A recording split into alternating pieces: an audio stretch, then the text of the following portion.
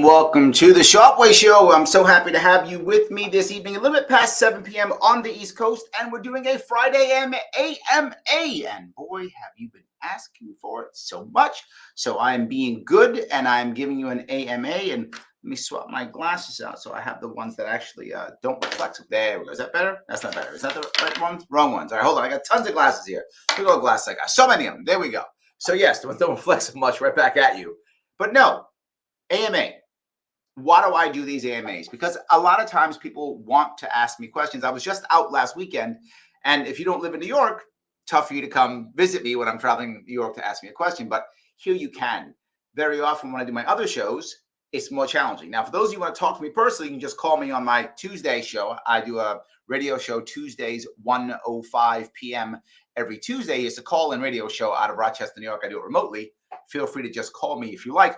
Otherwise, what you will often see me do here is I will be here on Fridays when I can, and you can text me instead or chat with me, and I will try my best to answer your questions. Not as cool, but still pretty cool. The topic that I brought to start this was actually, believe it or not, Fox News.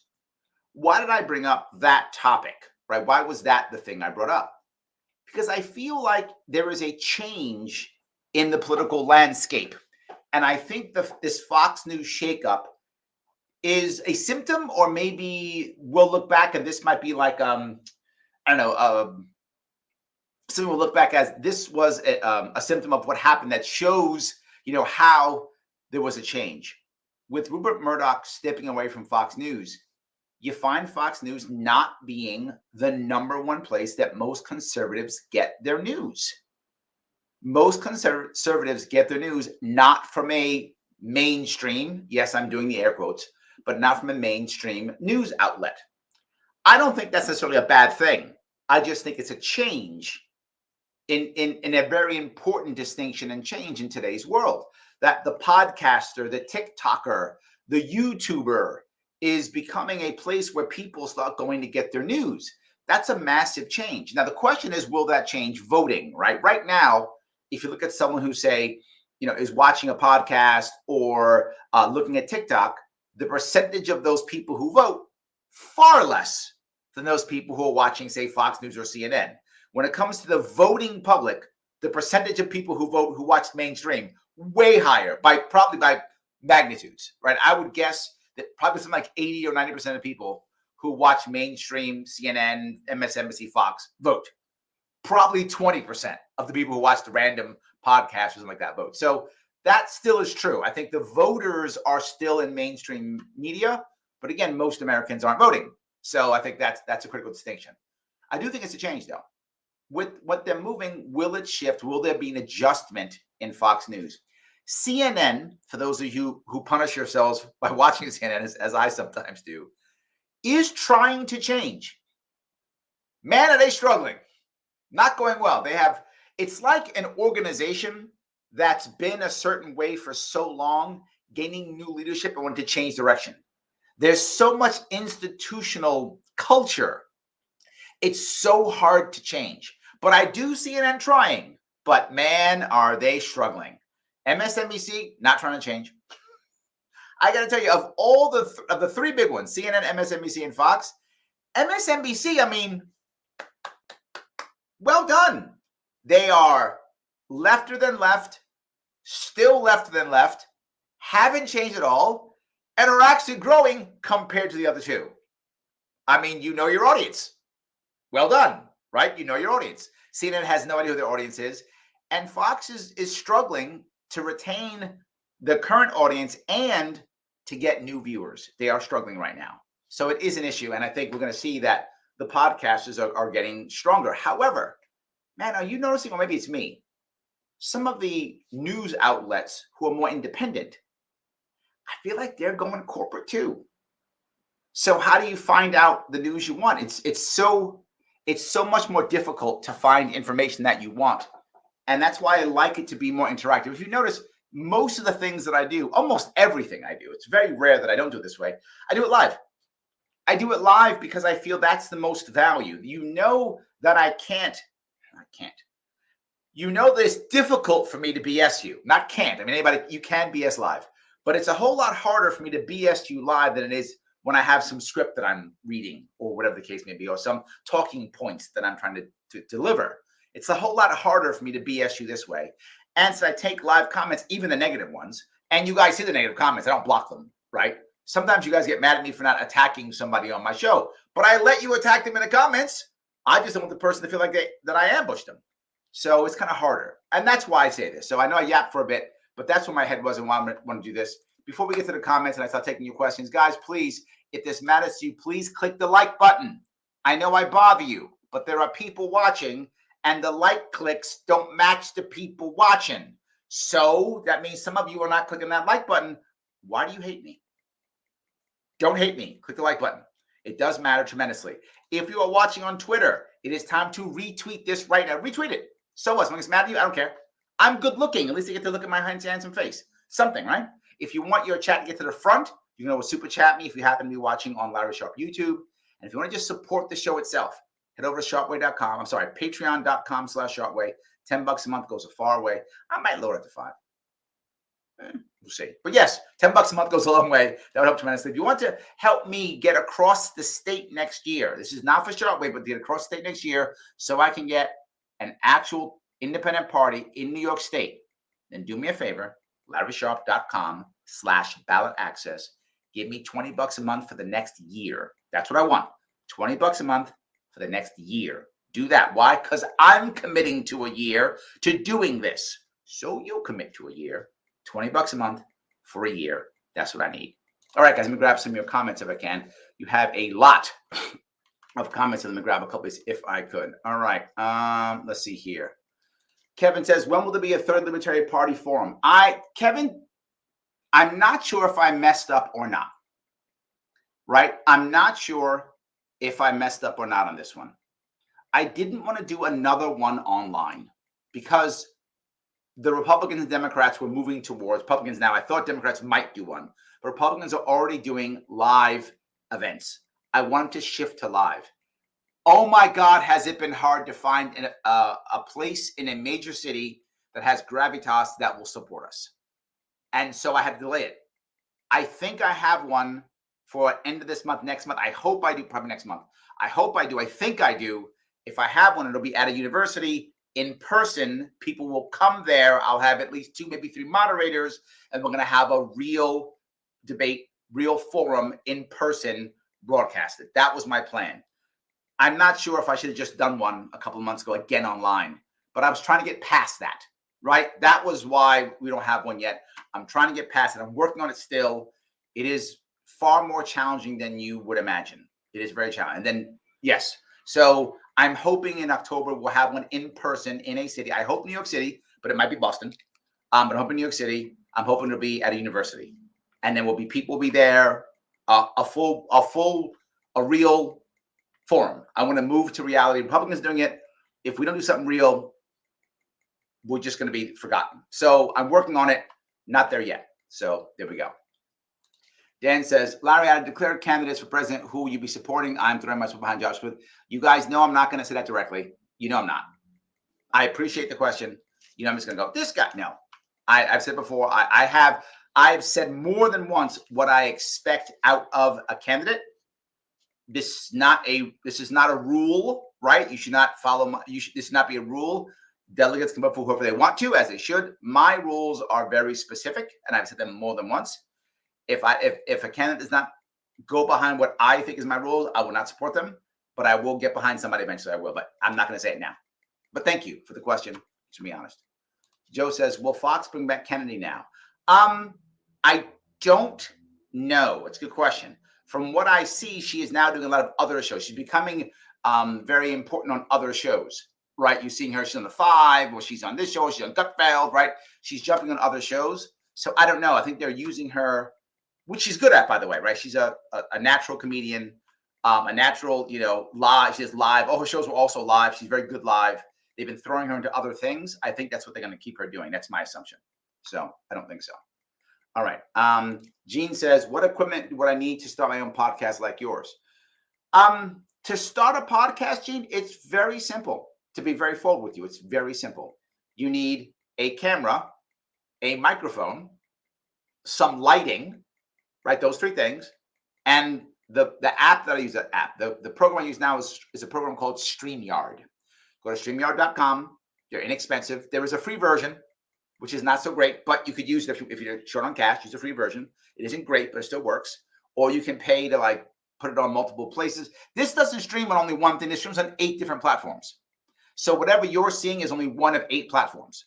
So I pay for the larger version so I can stream on maximum. The maximum right now is 8. So you can stream on 8 different platforms. I do. I'm on Twitch and YouTube and Twitter and Facebook and Roku and a bunch. I'm on a bunch of these that they all go out on that. So and StreamYard allows me to see a bunch of them. I can see YouTube. I can see the comments from Facebook. I can see the comments from a lot of places. So that's the advantage of that one. So I hope that was clear. But any microphone you want, right? Just a decent one. I have one. I also have lighting. Usually lighting. I have lighting in front of me, and then I have a camera that I purchased. So yes, and I actually have more than one camera, and I have 4 lights. So you can go that long if you want to, but not required. One light does it. Just start.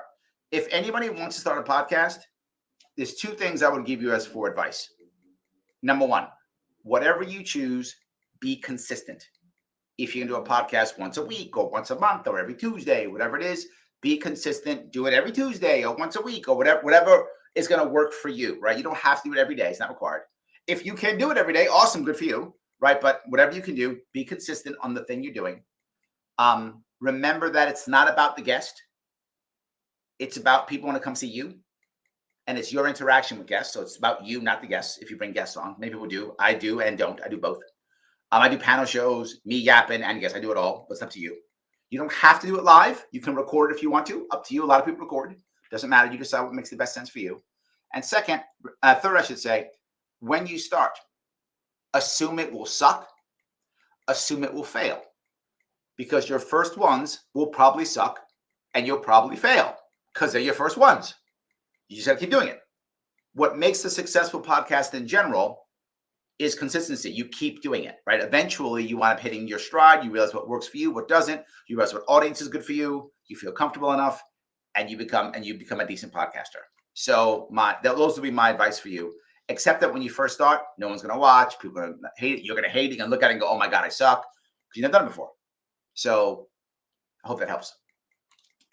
Pete says 33 trillion 100. Ooh, nice round number. 100 billion 408 million 357,471.81 our national debt. Thank you, Pete. We haven't done it in a while. I appreciate that. So yes, absolutely.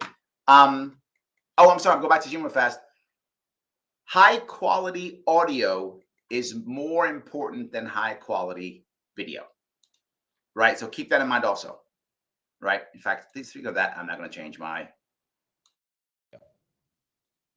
because I had to change it for something I did earlier. So now I had to change my audio. This should be better audio because I actually have a mic in front of me, which I literally forgot to change. But thanks to you, Gene, I did.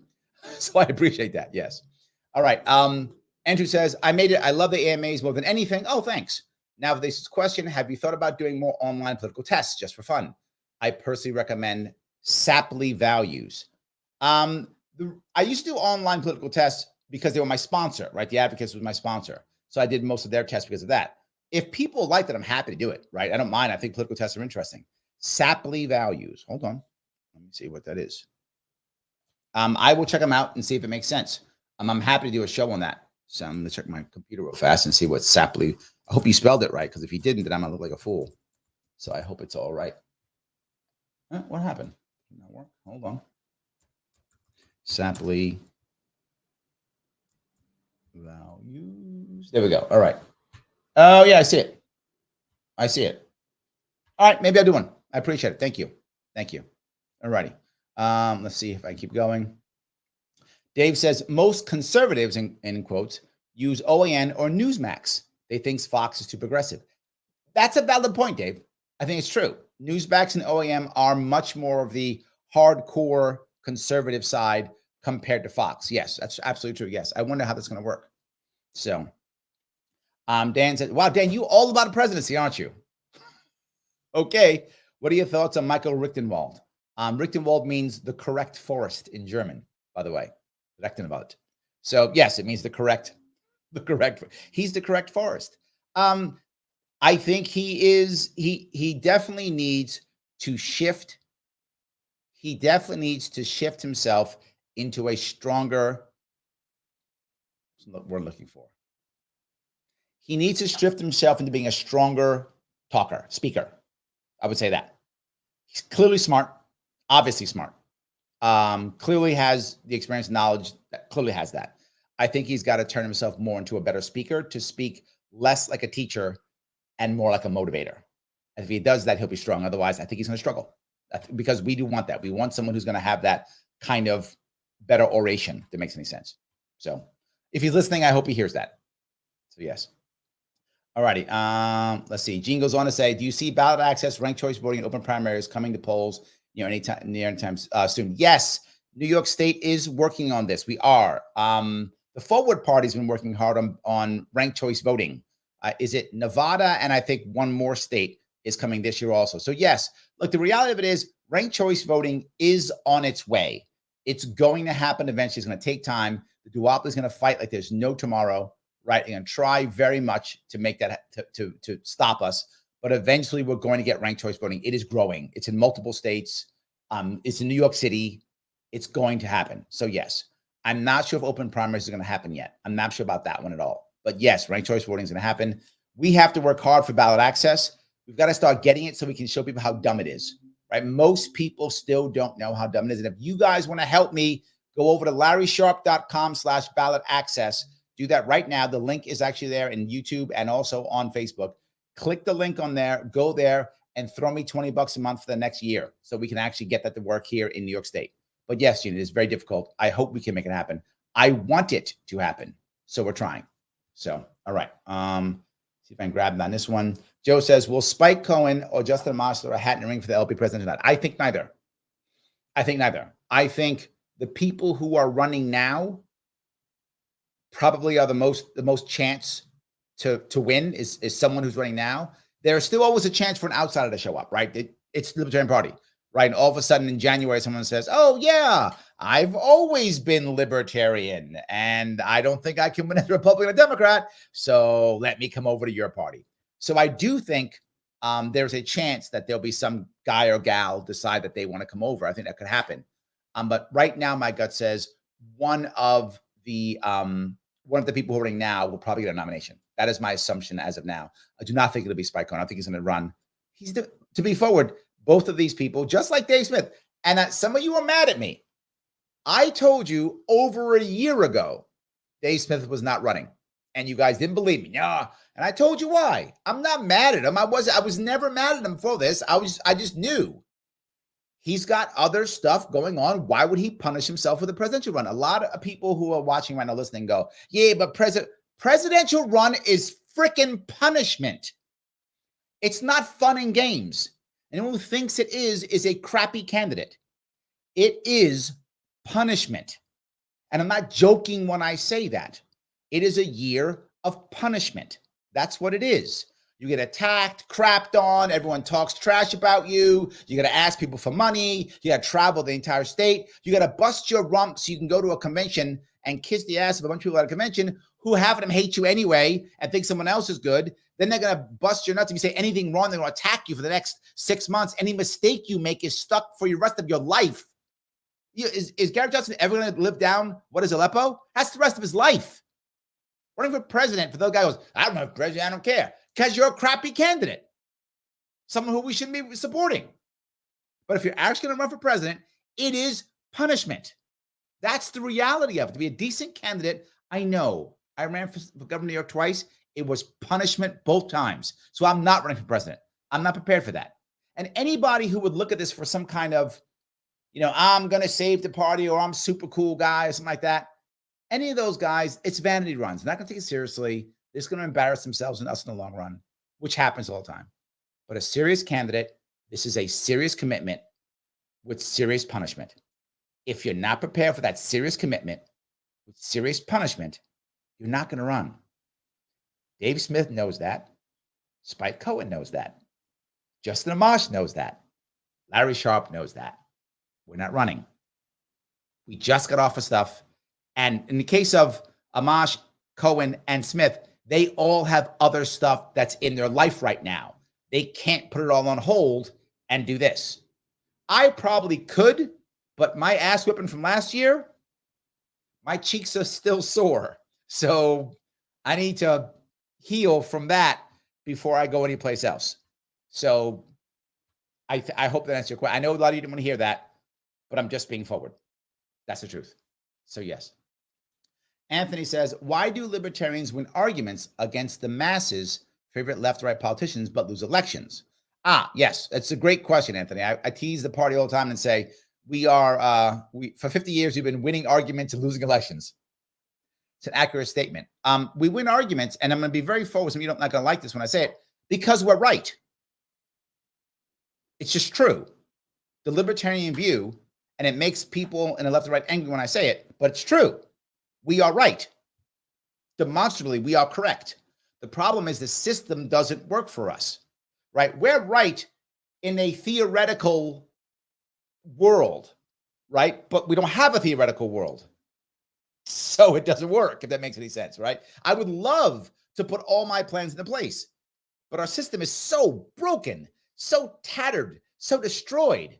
If you follow me, you know that I'm always coming up with policies that have to work in the current broken system, right? That's the problem. That current terribly broken system, I have to find ways to put libertarian style policies in.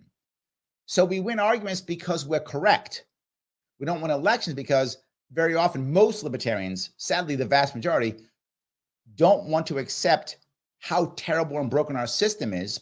They just want to complain about it and don't want to actually have policies that can move us towards our goal. When your only answer is get government out.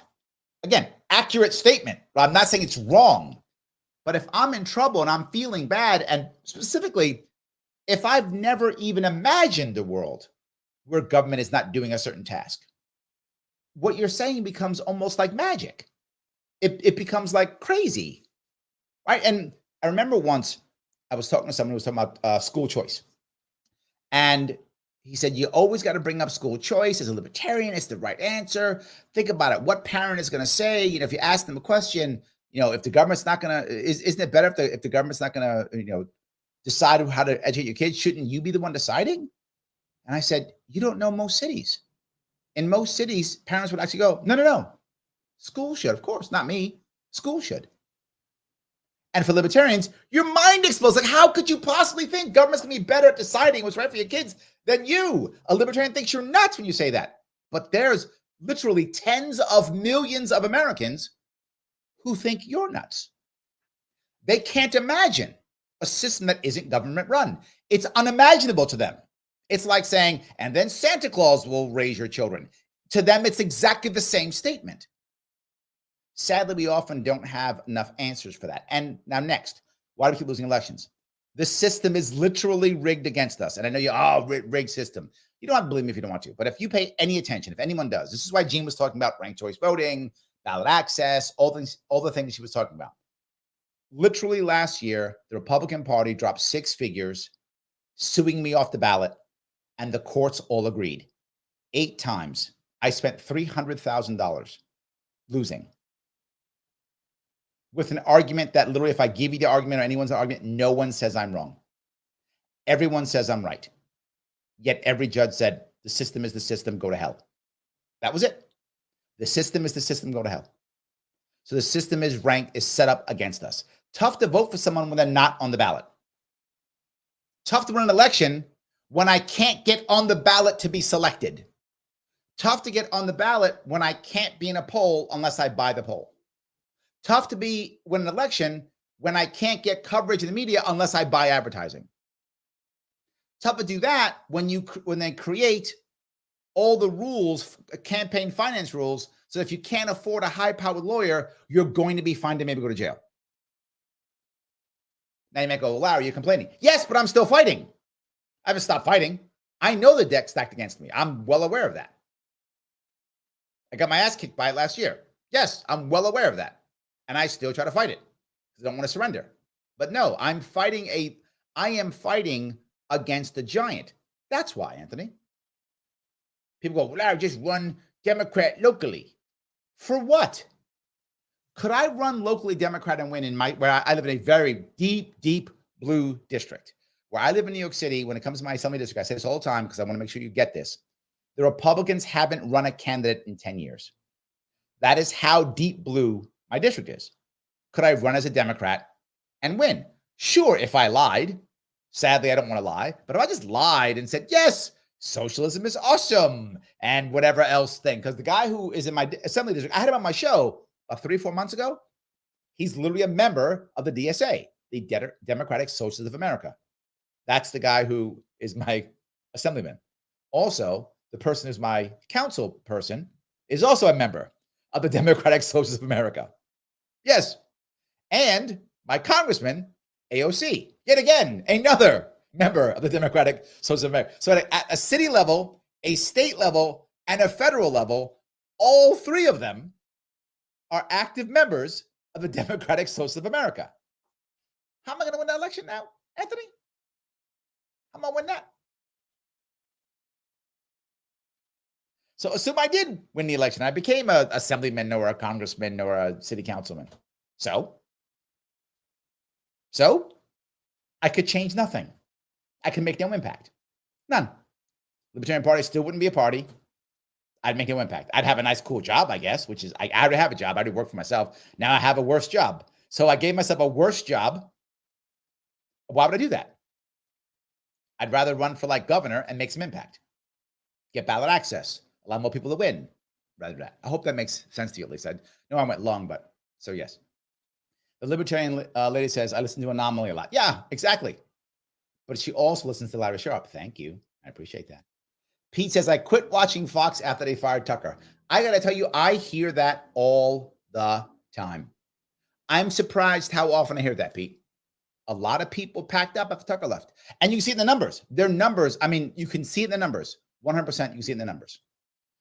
Mike has bad knees says, I retweeted. Thank you. Please. Yes. Please retweet. Yes. Thank you. It does matter. Yes.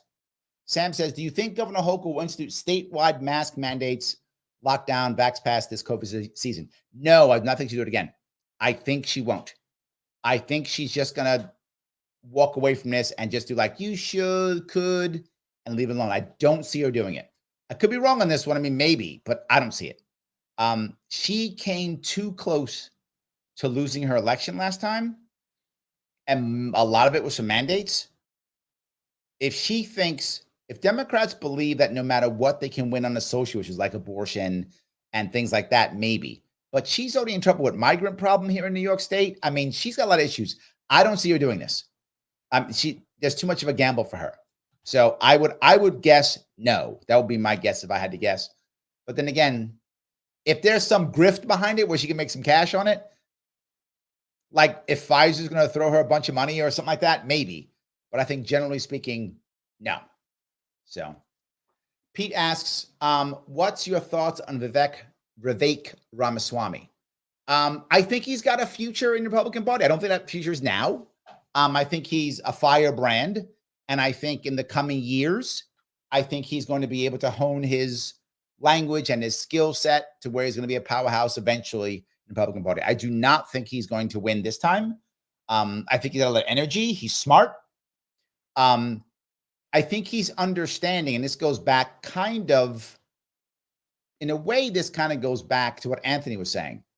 He hasn't learned that there's only a certain amount of firebrand that the American populace will take. That makes any sense, right? He can be right on things. I can be right on things. But at one point, people aren't going to hear it, right?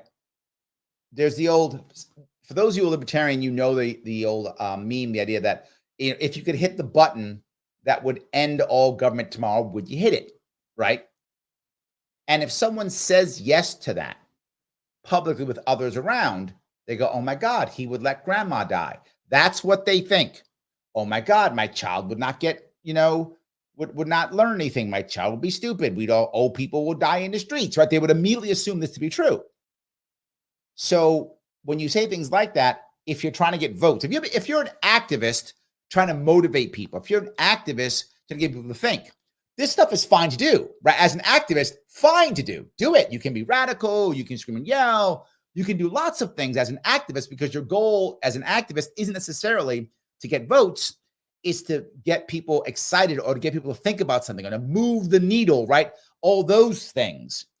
But if you're a candidate trying to get votes, when you start getting too radical, you turn your voter base off. So you got to find that exact right spin. He has not found it.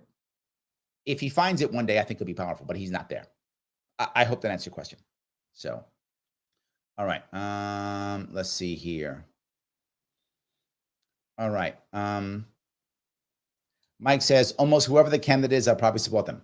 Yes, I will be voting Libertarian, regardless of who our nominee is. Yes, I will be supporting that nominee. I will be raising money for that nominee. I will be behind that nominee, no matter what. Yes. So I'm with you. No Rumble. Yes, this does run on Rumble, but I don't know if it runs live. But yes, I have Rumble. The problem with Rumble doesn't connect to StreamYard. So there's another thing we have that sends it over to Rumble. So Rumble does have it too. But the problem is I can't see it. Maybe I need to get another screen. Someone told me to do that. Maybe I will. Maybe I'll grab another screen. Maybe I'll grab another screen and I'll see if I can get it up on Rumble too. I'll see if I can. So yes, I'll see what I can do with that. Ahmad, how are you? Oh my God, I haven't seen you in years. This is streaming again now on LinkedIn. I appreciate that. Good seeing you, my friend. I hope you and the family are well. I appreciate that. Yes. Yeah, better audio. Yeah, I forgot to turn my audio on. I appreciate that. Thank you so much. Yep, Gene, it's all you. So let me see if I can grab that here. Let's see here. Joel says, and brace yourself for hate-filled comments. That's what happens when you run. Yes, you get punished if you run. That's true. Yes, absolutely. Let's see if I can grab a couple of these. So, guys, thank you for all of the stuff here. I appreciate that tremendously. All right. Tom says, I saw the News Nation clip you posted. No, you were not too emotional. I loved it. Well, there's the issue. Again, I was talking about Vivek and the idea of finding the right balance. When I often go, if you look, is there another former candidate, even activist, I would even say, but usually former candidate, who goes on mainstream media more than I do, libertarian? I would argue no. Right? I'm one of the few guys who actually has policies, who've been through the ringer, who actually goes on more mainstream media, whether I was on Fox or News Nation or wherever I go, right? I do it often, right? Whether I'm in a newspaper or whatever the case may be. One of the reasons why is because I don't go too radical. That's on purpose. A lot of us go radical. I'm not against that, to be clear. But some of us have to be able to get into more mainstream arenas. And a lot of us can't because we spend our time being heavily radical. Again, not against being radical. You're just not going to be able to get into that mainstream because they don't want to hear it. So I have to find a way to be radical enough to where they can remember me, but not so much to where they go, don't bring that guy back. Don't bring that guy back. Because what I do well in this movement is I bring a lot of normies to the movement. That's a thing that I do better than most, right? I bring a lot of normies to the movement. And that's my audience. My audience tends to be people who are not that radical, who are not that tends to be my audience in general. You see who I bring on my show? People who are not libertarian at all. I bring lots of people on my show who are absolutely not libertarian at all. But I want them to hear us, see us. Also, I want us to hear them, see them, so we understand how to communicate to them. So, Tom, thank you for that. I was a little bit emotional because it was about the kids and their masking. And it does drive me nuts, but I didn't want to go too far to where they go, you know what, Larry, don't come back. Right? I was trying to find that balance. Right? I was trying to find that balance and to make sure I do come back. So yes. All right. See if I can do this real fast. Pete says Julian Assange is still sitting in prison for exposing U.S. war crimes. Yeah. I really wish we could get someone in who could pardon him. I agree completely. I really wish We could. Yeah, but sadly, I'm not sure. Yeah. Libertarian Lady says, Spike Cohen's right where he's supposed to be. You're the power. I agree. Right. And Gene goes on to say, Spike Cohen has been successful in what he's currently doing. Yes. 100%.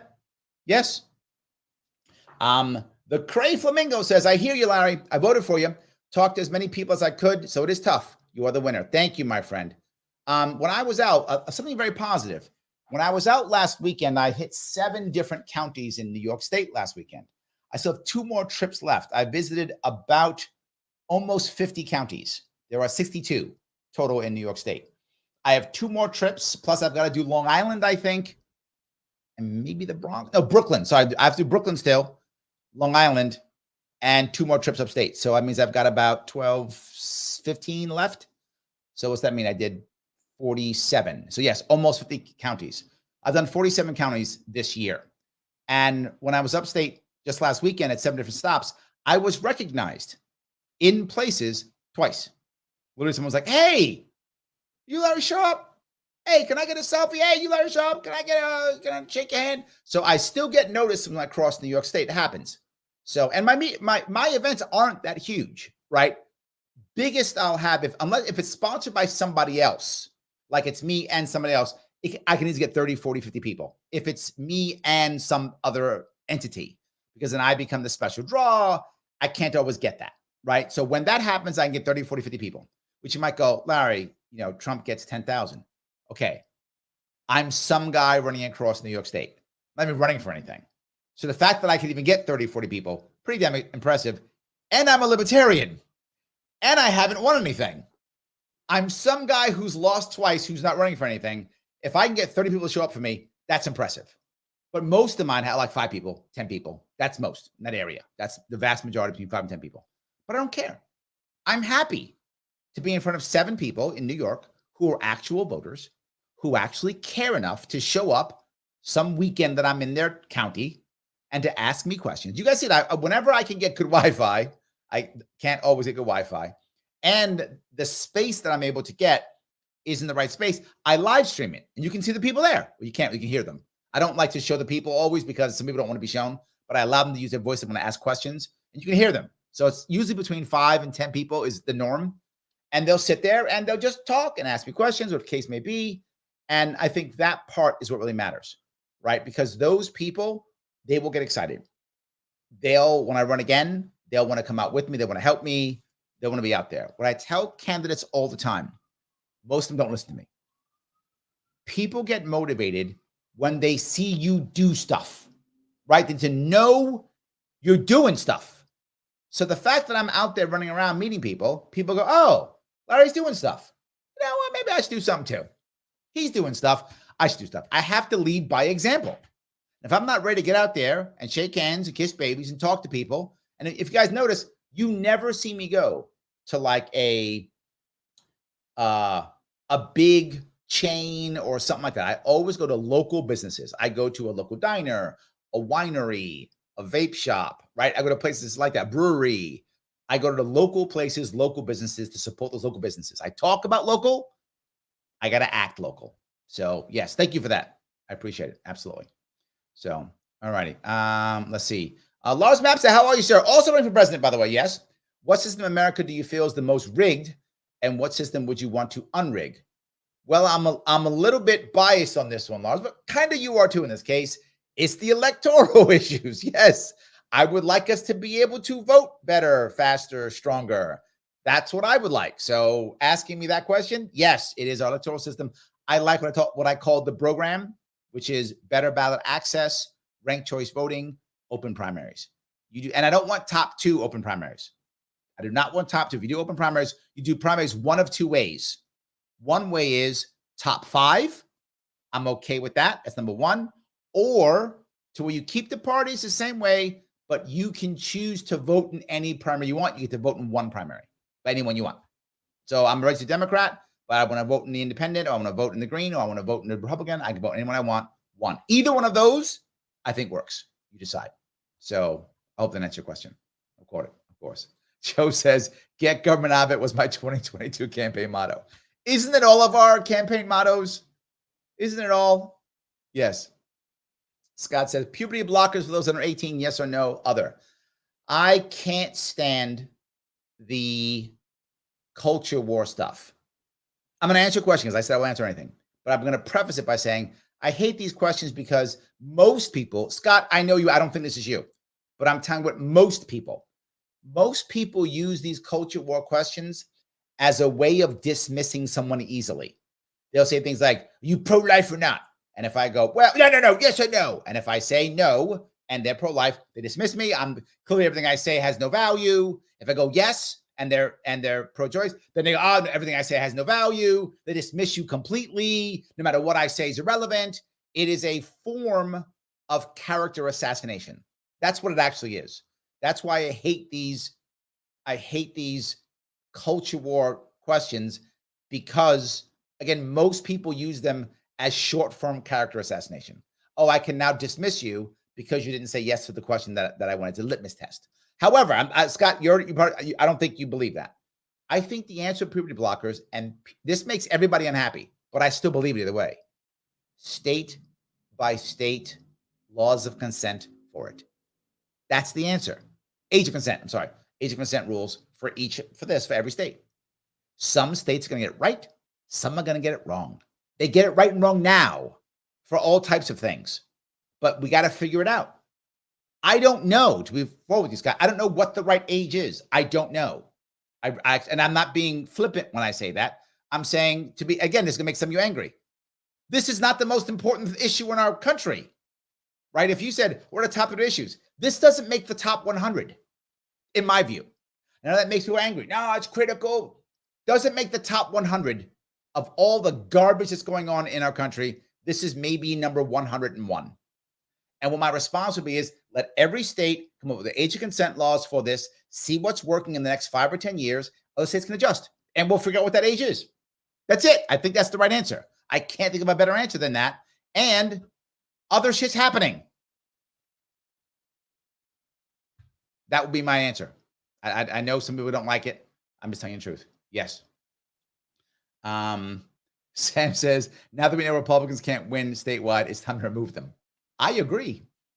Yes, I'm with you. I'm teasing. I don't really want to remove them. I mean, they are useless.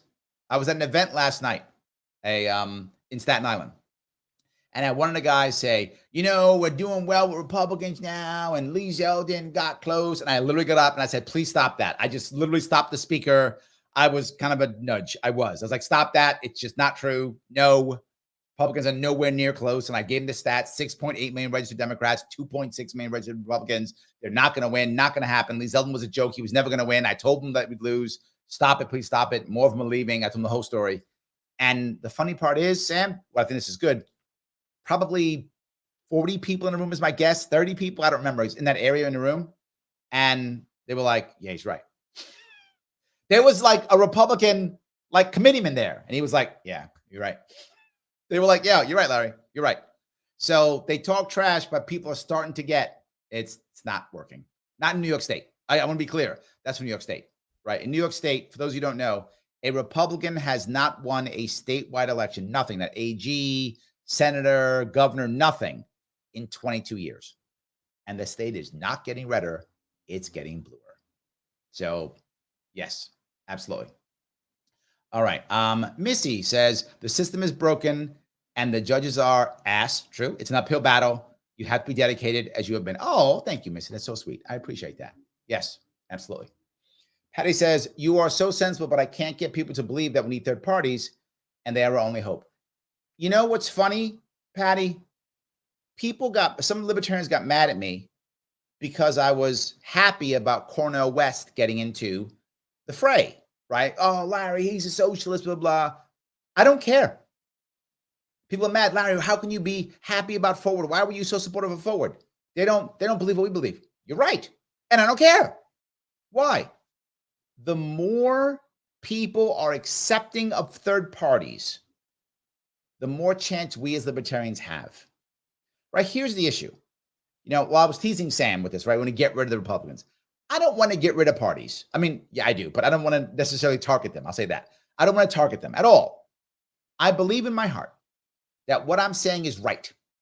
I believe in my heart that the policies I come up with are true. That's what I believe. I'm not afraid of putting them out with everybody else.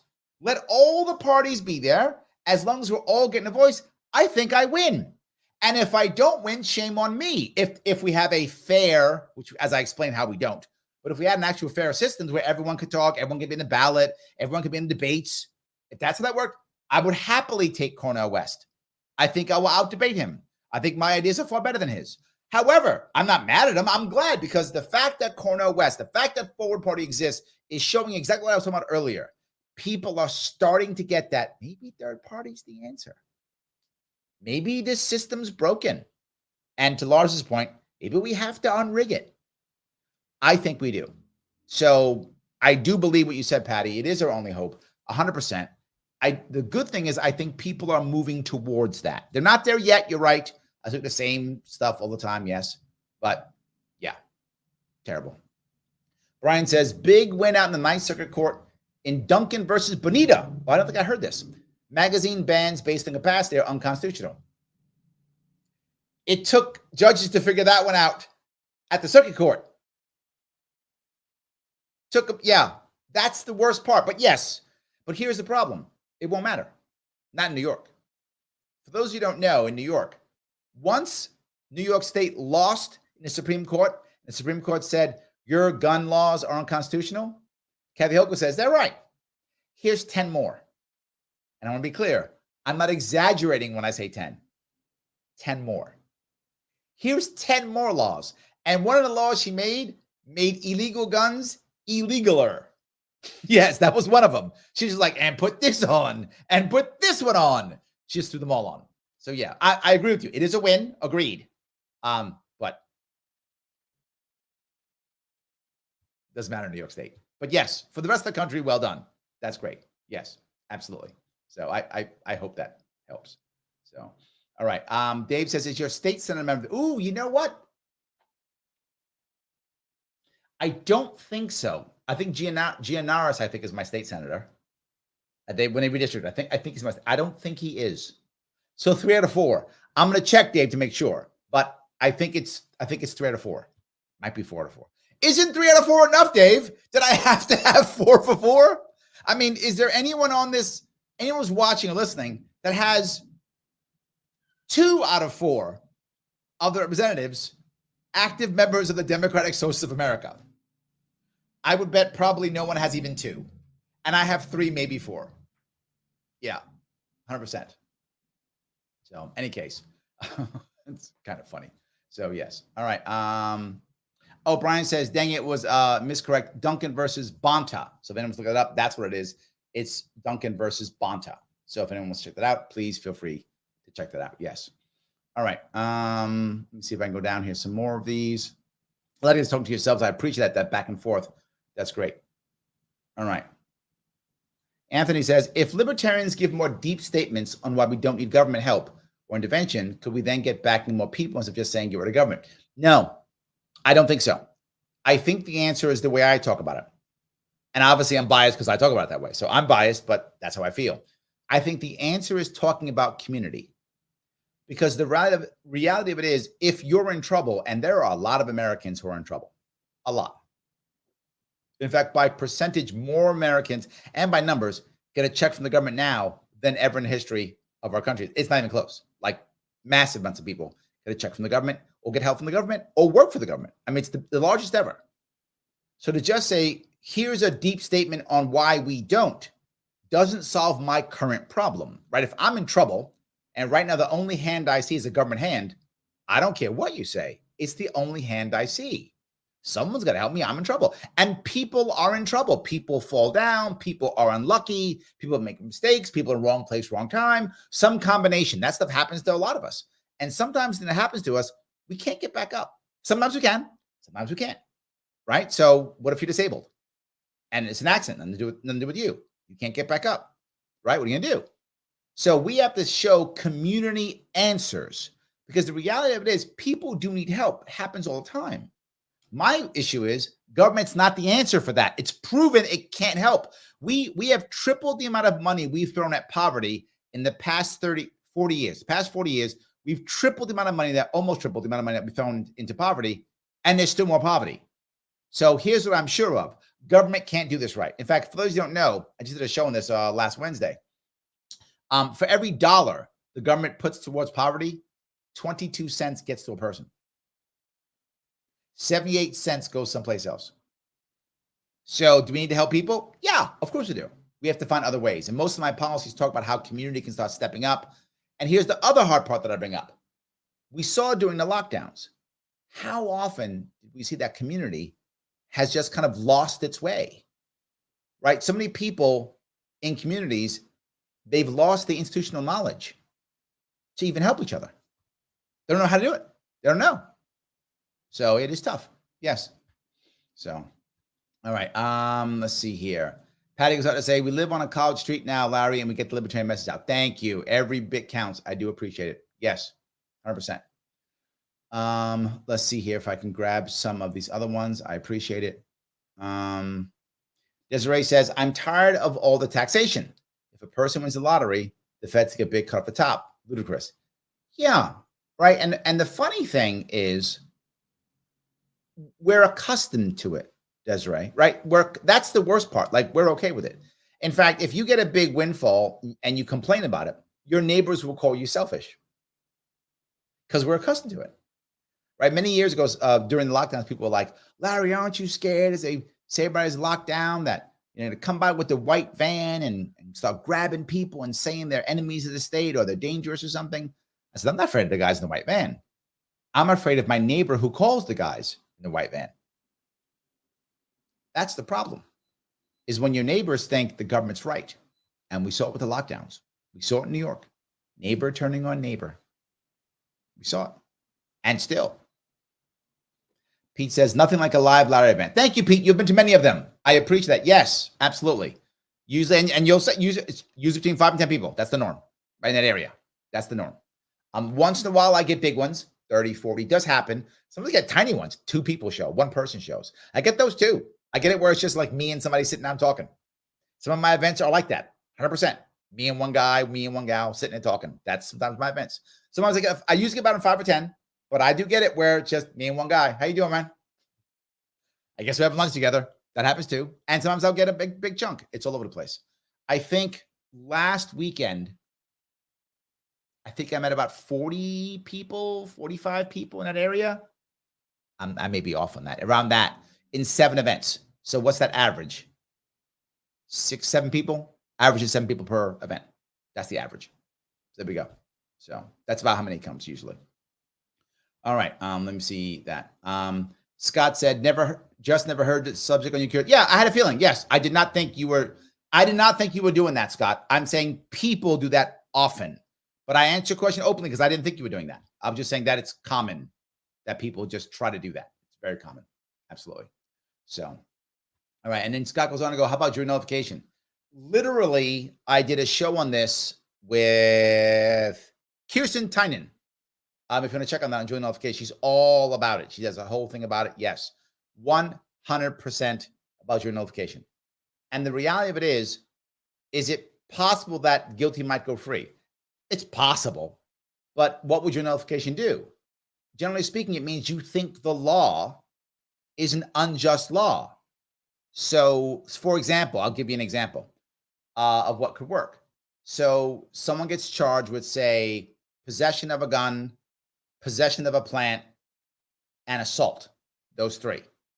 Possession of a gun, dual notification. That's not a crime. I mean, it is, but it's not.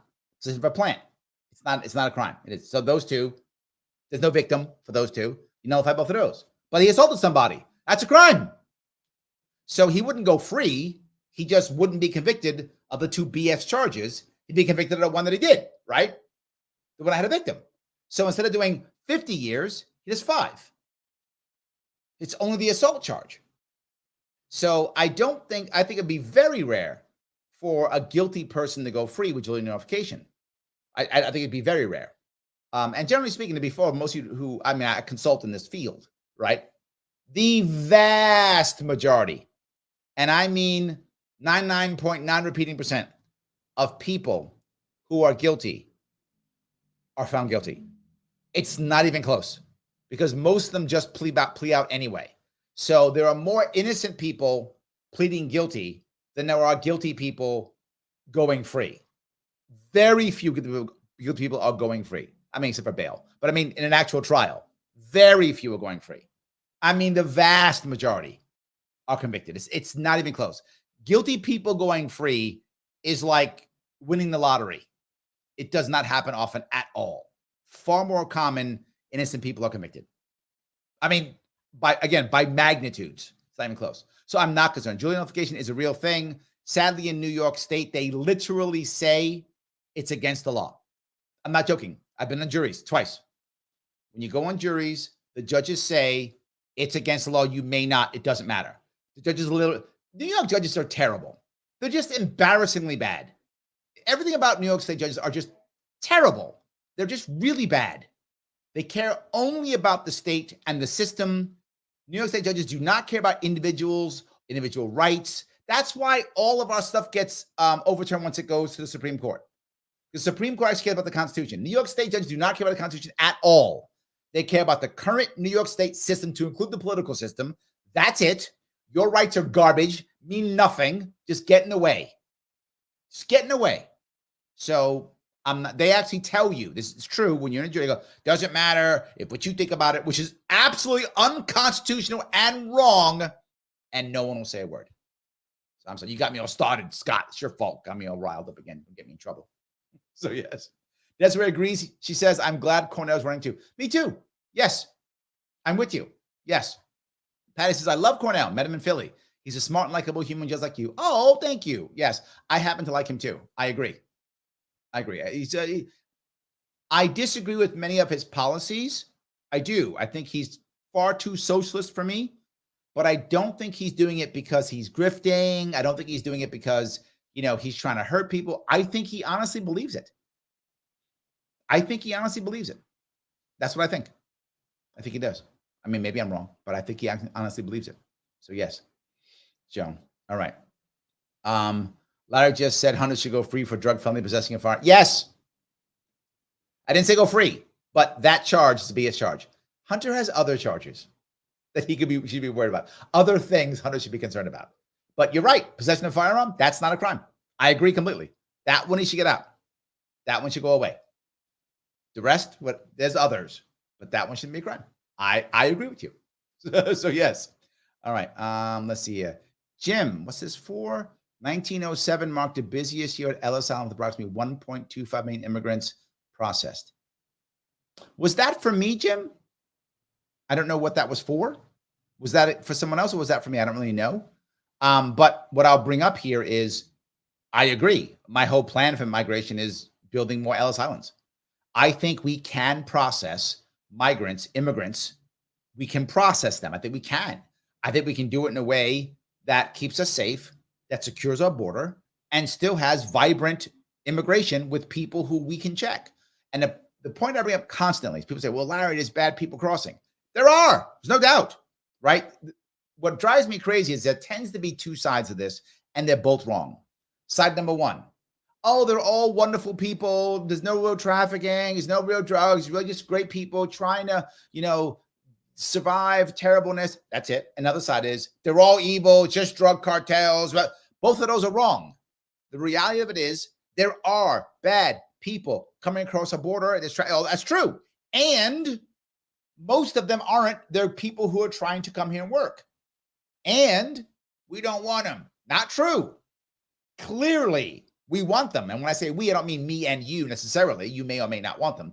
But clearly, business wants them. They wouldn't be letting them through. This isn't a mistake, right? This is happening on purpose.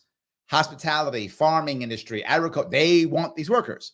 So you create Ellis Islands, the people who actually want to work, they get to go there, learn, understand, figure out what's going on. If someone's a bad guy or if they have some disease or something, you find out. But the people who are bad guys won't go there. If you're a bad guy, you're not going to go to the Ellis Island because you're going to get found out. So now people who are good will go there. We just want to work. Great. We can figure out how to make it happen, give them the right, paperwork for what they need to do, allow them to work and pay into the system. They don't get they won't be able to get any public assistance. They check in every couple years and then send them back home when they want to go home. Let them come back and forth if they want to. Don't force them to stay here. Whichever's going to work for them is fine, right? And the bad guys aren't going to go there. So now our current group of people, our current Border Patrol, doesn't have to spend time babysitting, but instead spends time going after the bad guys. They'll be, again, by magnitudes more efficient at getting the bad guys. There are bad guys. Go get them. And look, I don't know personally any border agents, to be clear. Like, I know a lot of people in New York State. I don't know any border agents. But I'm going to guess, and maybe I'm wrong. If you know one, tell me if I'm wrong on this. Border agents would rather be getting bad guys than babysitting families. Most people who are in any part of law enforcement would rather be getting bad guys than babysitting families. So let's not make them babysit families, and let's have them go get bad guys. If we're going to spend the money on a border patrol, how about they go get bad guys? I don't see a problem with that. Maybe I'm off. If you know any border patrol agents who think differently, I'm happy to have a conversation with them. I don't know any, so I'm speaking from what I think based upon other law enforcement that I do know. So if I'm wrong, I'm happy to be corrected. So yes. All righty, what's going on here? Gene says, my husband took a plea deal, which included his pleading guilty to something he didn't do. Yes, Gene, that's common. Yes, that's common. He didn't get jail time, but he'll be paying for that plea deal for the rest of his life. 100%. My mother was a felon. I know. And she had to deal with that until the day she died. Yes, my mother was a felon too. She dealt with that till the day she died. When you get a felony, you pay. And you're afraid. Because here's the reality of our system. And some of you may be upset about this, but if you've been through it, you know it's true. If you get arrested and charged, if you can write a check for your defense of $100,000 or more, if you can afford that, you can actually get a fair trial in this country. You can. And you can get fair sentencing if you're guilty, right? You can get a fair plea deal, a fair sentence if you're found guilty, and you can get a fair trial in this country. You can, if you can afford to write a check for 6 figures or more. If you can afford a check for $100,000 or more, you can get a fair trial. You can do it in this country, 100%. If you can write a check for 7 figures or more, you can actually get off if you're guilty. You can actually get off with the best deal possible if you can write that kind of check. Not that you will, but you can. Again, it's possible. If you cannot write a check for 6 or 7 figures, you are guilty. Repeat that. If you can't write a check for 6 figures or more, you are guilty. Doesn't matter if you did it or not. To Gene's point, it's irrelevant. You're guilty. You're going to be found guilty. Which is why so many people just say, I can't afford to write a check. I'll just plea. So yeah, I wish that wasn't true, but sadly, that's pretty much true. So yes. All right. Let's see here. Agreed. Both extremes are bad. Absolutely true, right? The extremes here are terrible in all cases. In fact, this is a funny part. When I was on Dan Abrams, and I've been showing those clips. If you've been watching, if you want to, you can check. I've been doing a lot recently on TikTok, Instagram, YouTube Shorts, and Facebook Reels. So if you want to look at those, I'm doing a bunch of those now. And one that I put up on most of those was a clip I did on Dan Abrams. And the Dan Abrams piece, there was a left-leaning person, a right-leaning person on that panel. And I came across like the voice of reason.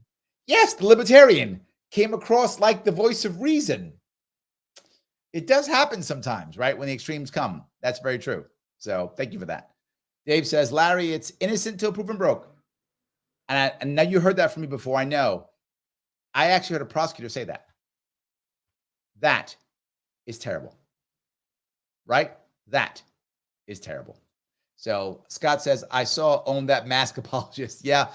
And the point I'll bring up, Scott, thank you for bringing this up. I got a little emotional on that one. I did. I was upset. I was bothered that they were ready to put the mask back on the kids and the whole deal. I was very upset about that. So I got a little bit emotional and I was worried. As I said, I don't want to go too far to where they go, Larry, don't come back anymore. Right? I'm one of the few people who can get a mainstream audience. I don't want to lose that for the movement.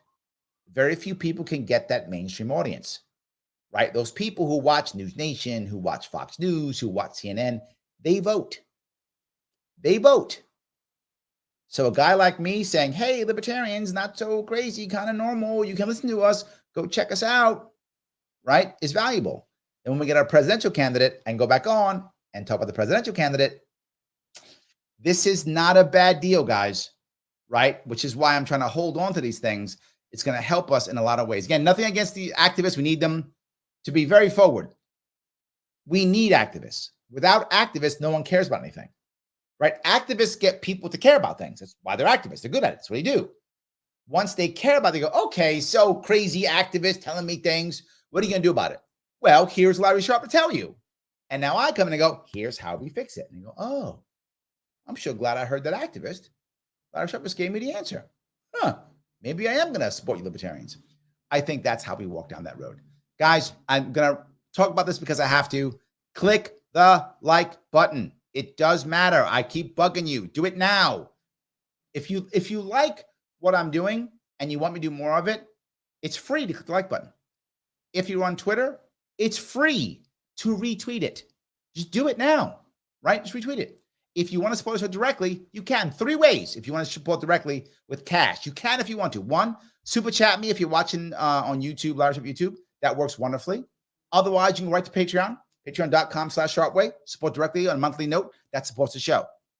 If you don't want to support the show, you don't care about the show, but you care about libertarians. You care about third parties. You care about the liberty movement. Awesome.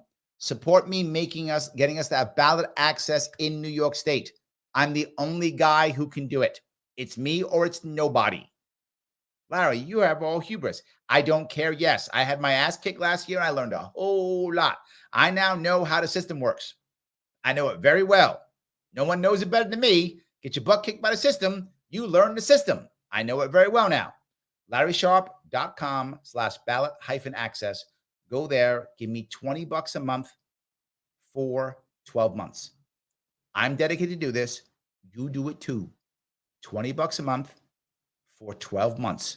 If you want to support me and support ballot access, that's the way to do it. You want to support the show, Patreon, or you can YouTube super chat. But you want to support the movement, it's right there. LarrySharpe.com/ballot access. That's the piece that really matters. So yes. All right. Tom says if everyone's FBI handler said that, but regret. Yes, thank you. My NSA agent who's listening. Look, I know I'm entertaining you, so don't be a jerk. You got a suck account right now, pretending you're one of my followers or whatever. Click that like button and retweet it. Stop being a jerk. Just because the government's paying you doesn't mean you can't retweet. You can do that. It's free. You don't got to pay. I mean, I'm sure you're taking bribes. It's fine. I'm not asking for a bribe. I'm asking you instead to just tweet that button, hit that retweet, whatever the case may be. All good. Yes. Oh, yes, please. Let me bring this up. Thank you, Pete, for this. When I started running in 2018, I knew it was going to be painful. It was going to be tough. And the thing I would say is, I'm going to go out there and it's going to hurt. We're going to get beat up and I'm going to bleed. And what I would say is, I'm going to bleed. And I bled a lot financially. For those of you who don't know, at the end of 2018, I didn't work for a year and a half in 2018. I did not work. I have a wife and 2 kids. I live in Queens. I live in New York City. Imagine what my bills are. At the end of that campaign, I was 6 figures in debt. That's correct. I was 6 figures in debt at the end of that campaign. I told you, if you run a serious campaign, which I did, it is punishment. It's punishment on your family. It's punishment on your psyche. It's punishment on your family. It is punishment. And I said I was going to bleed. All I asked you to do is bleed with me. In 2017, when I started my campaign, why do I always ask for money and have no problem asking for money? Because in 2017, I started my campaign. I wrote myself a check for $10,000. I put that into my campaign. I said, now I got skin in the game too. I'm bleeding. I'm not working for a year and a half. So I'm going to be bleeding for a year and a half. For a year and a half, I'm going to bleed. I'm not asking you to bleed without me. I'm asking you to bleed with me. Just bleed with me. Do not do what Pete says. Do not bleed out. Pete is wrong on the out part. Don't bleed out. I don't want you to put yourself in a position to where you can't survive. That's a problem. Don't do that. But if you can bleed with me, we'll bleed together. That's the way we make this work. Joe says, I went in debt in my 2018 campaign as well. Yes. Yes. Running for office is punishment. Joe knows. Joe's run before. He knows. It's punishment. It is taxing on your time. It is taxing on your family. It is taxing your friends, taxing on your psyche, taxing on your finances. It is taxing on everything. So yes, I don't have a problem bugging you for money. Why? Because I put my own money in this too. Right? You've heard me say this 1,000 times now. Keep saying it. I can't point my finger at you until I point my finger at myself. And I like pointing my finger at people. I do. Clearly, I wouldn't have a show if I didn't like pointing my finger at people. I do, which means I have to point my finger at myself a lot. And those of you who know, I do often. I am very transparent in what I do. I'm very transparent in how I do things. I'm very transparent in what I want. And when I screw up, I take responsibility for my errors. I do it publicly. You guys see what I do when I screw up. I say it. I don't pretend and blame the whole world. I may complain about stuff, but it's still my fault. I think, oh, maybe it's not my fault. It could be, but it's always my responsibility either way, regardless, right? Regardless, we have to do it. It is important. Guys, I want to say thank you so much for today. I appreciate all the time you gave me this evening on this cool Friday night. I will be back on Monday. Monday at 9 p.m. I have another Sharp Club. Then, of course, Tuesday, I have my radio show. Absolutely. Wednesday, we have the Sharp Crew, which is the three of us hooping and hollering about this time. I think immigration is like that coming up this Friday at noon. So next Monday, 9 p.m. Eastern. Next Tuesday, 1 p.m. Eastern radio show. Next Wednesday, Sharp Crew at noon. And then we'll actually have two separate guest shows on Tuesday and Thursday. And I'll be live tweeting the Republican debate next Wednesday. So very busy next week. Enjoy your weekend, guys.